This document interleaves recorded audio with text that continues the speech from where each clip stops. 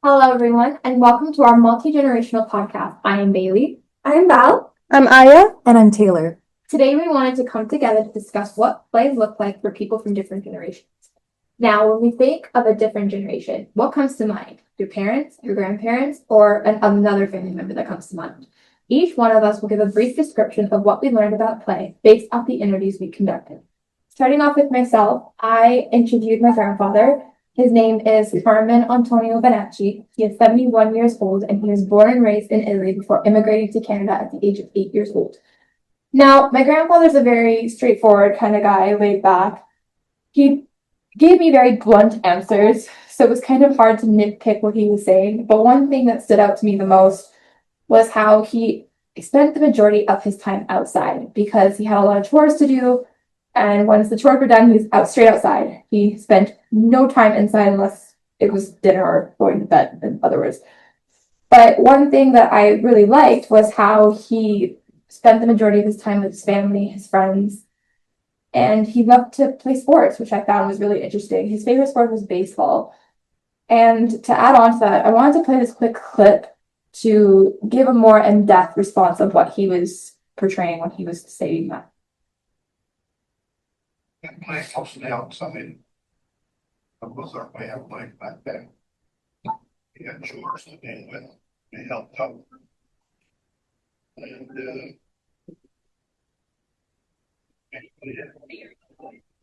yes, I was.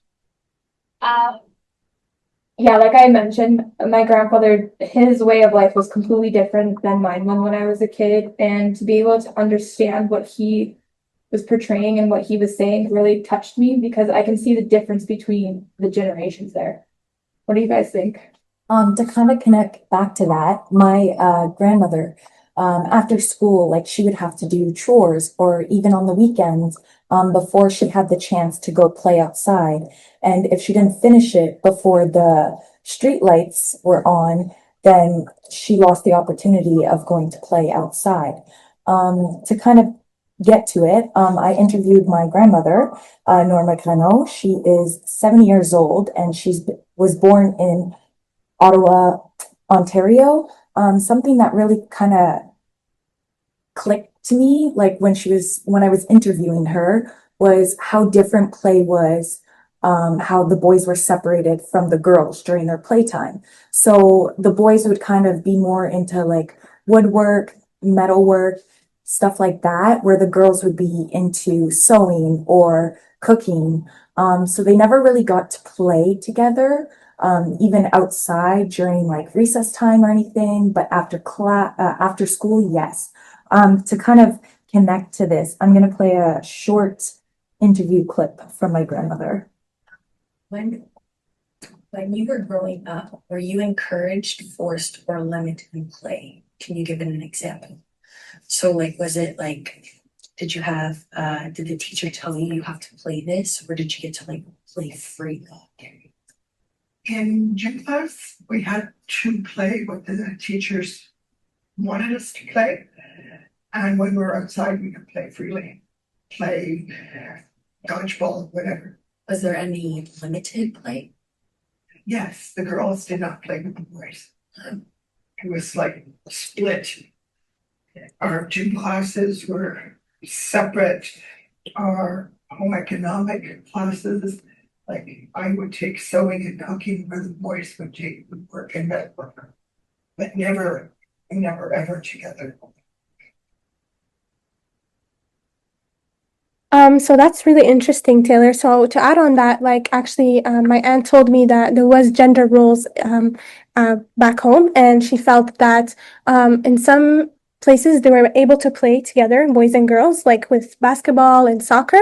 But then other games, like when they were doing their own girl games, like hide and seek or kitchen-like games, they were doing it girls only type of games. And so that was really interesting. And to speak about my aunt. Her name is Selma Wehbi, who was born and raised in Lebanon and immigrated to Canada. She spent her childhood there before later raising her own children in Canada. Because of this, something that most interested me in our interview was how she said for herself, her family was able to allow her to be outdoors and not too worried because they knew the people that she was around, the community, they trusted them. So it was safe back home for them to be outside even more than how long you wanted. And she said in the interview that for herself, when raising her own children, that she was not able to do that and that she felt that she had to keep her children home most of the time. And to add on that, school was also very important back home. So they had time to play most days outdoors after school. And they also needed to balance school and make sure that school was a priority, to study, to make sure to work on school well.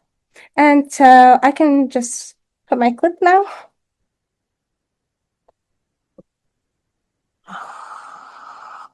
What differences did you notice when raising your own children in Canada? Different? Yeah, from when you were a child and now raising your children in Canada. Yeah, there it's like because all in we live in a small community, like we know each other. We can trust the kids to play outside, stay all the way outside all day long. They know each other. Here, like I have to leave them all day in the house. What differences? So, any thoughts on that? Yeah, I wanted to add on that, like, also, like, my grandpa as well, like, school was what came first at that time. So I find like I could really relate to that. And also, yeah, now to introduce my grandpa. My grandpa, his name is Oscar Honderman, and he was born and raised in Peru. And then he immigrated to Canada when he was around 50. And then he ended up raising my dad and 7 kids, like my aunts and uncles, which is really nice.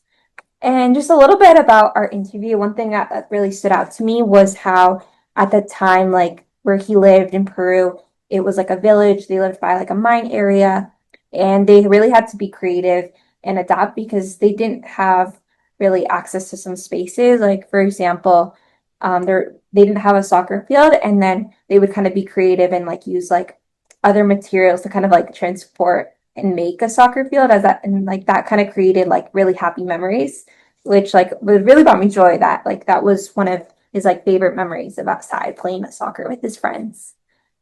And then here's a little clip I have, and he speaks Spanish, and this is when he's talking about the school.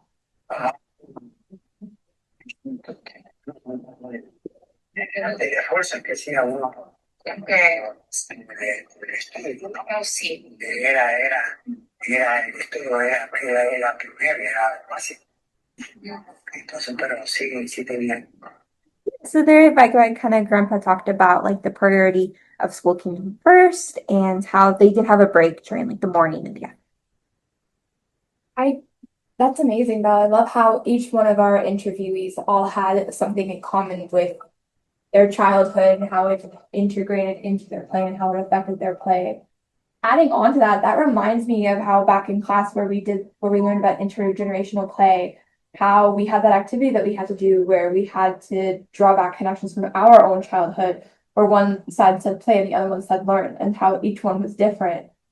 I remember you saying, Aya, how that was similar to what your aunt went through. Yeah. I want to add more onto that. So yeah, exactly. Like I felt like that day in class, like most people were standing up because outdoor was all of our children, all of our experiences as a child. And so for my aunt, she said the same, that as a child, her experience was to be outdoor. So even though it was limited that for us to be outdoor because of fear or anything that she felt, we still got those chances to experience that. And maybe it's quite different, like you said, Val, like how your grandpa was able to make a soccer field with items, nature items. My aunt said the same. Like for toys, like she was able to use sticks and thread to make some toys out of that. Does anybody else have something to say? Yeah, it's like to add on about like the outdoor experiences. Like one thing that I felt like was really interesting is that how these outdoor play experiences and play in general, the play in general they like really like stick to you. Like that, my grandpa, how he's 90 and he still remembers these childhood memories from when he was younger, like playing outside. And even when I talked with my dad about like my grandpa's play experience, my dad would mention how he had like a kite growing up that with him and my grandpa did when they were younger. And then even like to me, like my outdoor play experiences, they really do have an effect on your childhood and they bring really memories and like meaningful learning experiences. Yeah, adding on to that, Val, as a child, play is one of the most important things in your childhood. Like you, even as an RECE and an ECE, you learn play even at a young age. Like you're learning through play, you're learning how to play, you're learning how to interact with others. You learn through everything through play, which is why I found it very fascinating how our interviewees, like my grandfather, Val's grandfather, Taylor's grandma, and then Aya's aunt, like everybody had the same connection to back to play. What about you, Taylor? What do you think? Kind of thinking back to this, I could see a very big difference with how I explained how in my grandma's like playtime, the boys and the girls different or like not playing together, but like us growing up, we had the chance to combine boys and girls during our playtime in elementary school and throughout growing up. So yeah. There's something else that I wanted to add, and that's about learning. So again, back when we did that discussion in class about learning, so one similarity that I did have with my experiences and my aunt's experience is that both school was maybe stressful, and they made like it stressful for us, and we had like anxiety since we were young, and that's probably why most children hate going to school or like have this technology aspect in their mind because it's like they can run away from this aspect of having anxiety or scared or anything like that and do things that they do love, that maybe games on their phone or other play items that they like. So that's one similarity that I found with my aunt, that maybe in my kindergarten classroom, I felt that I was very stressed when my mom would drop me to kindergarten. I would cry every day. It would be hard for me. I'm not sure if it's like that for any of you guys, but that was one similarity that I had with my aunt. Yeah, I'm on to that. I remember as a child, like going to a school environment is a lot different than being at home because you're so used to being around the individuals that you see every day. Like my grandfather mentioned, like he's so used to hanging out with his cousins, his siblings. But after getting to know other people and interacting in that play aspect, you become more comfortable and you become more free to adapt into what you want to do as a child. Like if it's like risky play, hands-on play, playing with different materials like sticks or leaves or climbing trees, for example. But yeah, like I personally find and I reflect that play is the most important thing when it comes to any age group because it helps build your not only your character but who you are as an individual. Yeah, to add on to that, like yeah, like I believe like play, like yeah, just so crucial in childhood. And like even like when I was a kid, like I was like really shy and like I feel like play like it teaches you really those like important lessons as well. Like it like builds your confidence, like when you like participate in those like risky activities. And as well as like what I noticed from interviewing, like the interviewees is that how like much of a cultural plays on play. Like for example, my grandpa, when I asked him about how Caribbean shaped his play, that they were all really joined together. They would like communicate and then also like respecting elders, which is something that I learned from a child is like in my Caribbean culture is that like to greet others. Yeah, that's awesome, guys. And I hope that those of you that are listening can take this into your own perspective and use play within your own lives. And maybe might want to talk to somebody from a different generation to see how their play was. Thank you for joining us, guys, and we hope that you enjoyed this podcast.